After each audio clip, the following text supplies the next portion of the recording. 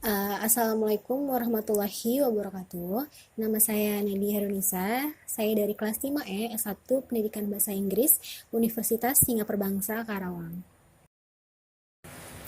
Jadi di sini saya akan mereview salah satu jurnal untuk memenuhi tugas mata kuliah evaluasi pembelajaran yang diampu oleh Miss Putri Kamalia Hakim. Jurnal yang akan saya review ini berjudul A Study of Factors Affecting EFL Learners English Listening Comprehension and the Strategies for Improvement, yang diteliti oleh Abbas Powerhoshen Gilakjani, yang dipublis di Journal of Language Teaching and Research pada bulan September tahun 2011, yang berlokasi di School of Educational Studies, University Sains, Malaysia. Jadi selanjutnya ada research question. Sebelumnya saya ingin menjelaskan tujuan dari penelitian ini terlebih dahulu. Jadi karena listening mempunyai peran yang sangat penting untuk berkomunikasi sehari-hari dan juga dalam proses pendidikan, peningkatan fokus pada kemampuan listening bahasa kedua dianggap penting dalam pembelajaran dan pengajaran bahasa. Maka dari itu diperlukan faktor-faktor untuk meningkatkan pemahaman siswa dalam mendengarkan bahasa Inggris. Maka dari itu juga research question dari jurnal ini adalah what the definition of listening, what the significance of listening, how the process of listening comprehension, what the strategies of listening comprehension, how the analysis of listening comprehension problems, what the teaching listening activities, what the teaching methods of for listening comprehension, what the general principle in teaching listening comprehension. Lalu selanjutnya ada data collection and analysis. Finding based on the review of the literature along with analysis of the data are of great significance and can be advantageous to improve EFL learners English listening comprehension skill. Jadi dalam mengumpulkan data, si peneliti ini meninjau literatur, lalu menganalisis datanya agar bermanfaat untuk meningkatkan pemahaman mendengarkan bahasa Inggris pelajar EFL. Lalu selanjutnya ada findings, seperti sebelumnya, bahwa teknik pengumpulan data ini berdasarkan ulasan para peneliti. Definition of listening. Underwood says, simplify the definition of listening to the activity of paying attention to and trying to get meaning from something we heard. Jadi listening ini sangat penting untuk kita berkomunikasi, memahami keseluruhan pesan yang terucap sehingga menguraikan maksud si pembicara.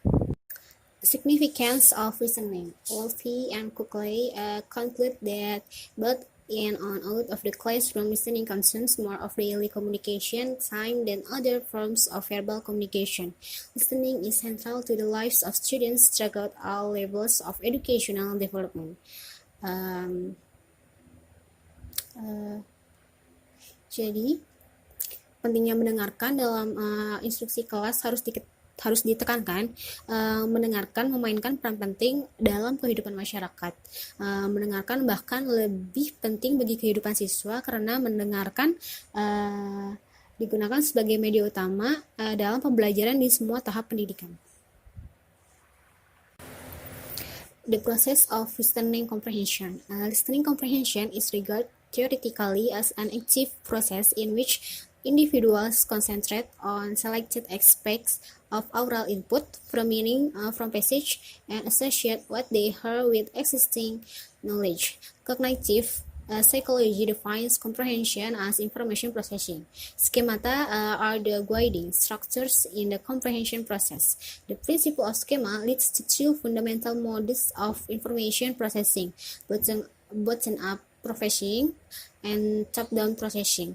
These two processing intersect to develop an interactive processing. Two models for listening process fall into three types.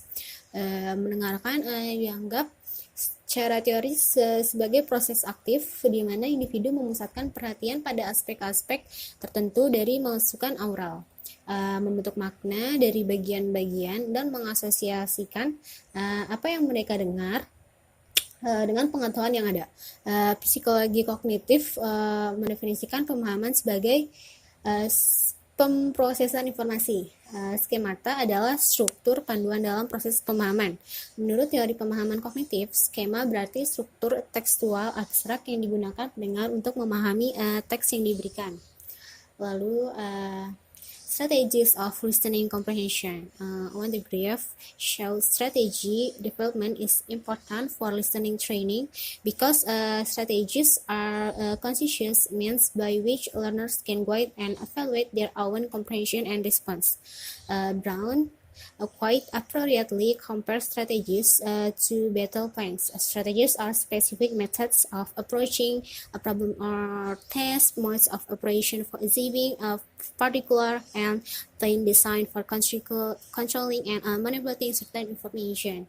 Among all the strategies for listening, O'Malley and Camus claim three main types of strategies: metacognitive, cognitive, and social strategies. Jadi ada tiga jenis strategi utama. Pertama, strategi metakognitif. Strategi metakognitif adalah semacam pembelajaran yang diatur sendiri. Ini termasuk upaya untuk merencanakan, memeriksa, memantau, memilih, merevisi, dan mengevaluasi. Misalnya untuk strategi perencanaan metakognitif, peserta didik akan menjelaskan tujuan dari tugas mendengarkan yang diantisipasi dan memperhatikan aspek-aspek tertentu dari masukan atau detail situasional yang membantu dalam memahami tugas. Strategi kognitif itu terkait dengan memahami dan menyimpan masukan dalam memori kerja atau memori jangka panjang untuk pengambilan nanti. Untuk strategi sosial, Van der Grief mendefinisikan strategi sebagai teknik yang digunakan pendengar untuk berkolaborasi dengan orang lain, untuk memverifikasi pemahaman atau untuk menurunkan kecemasan. Selanjutnya, analysis of potential listening comprehension problems.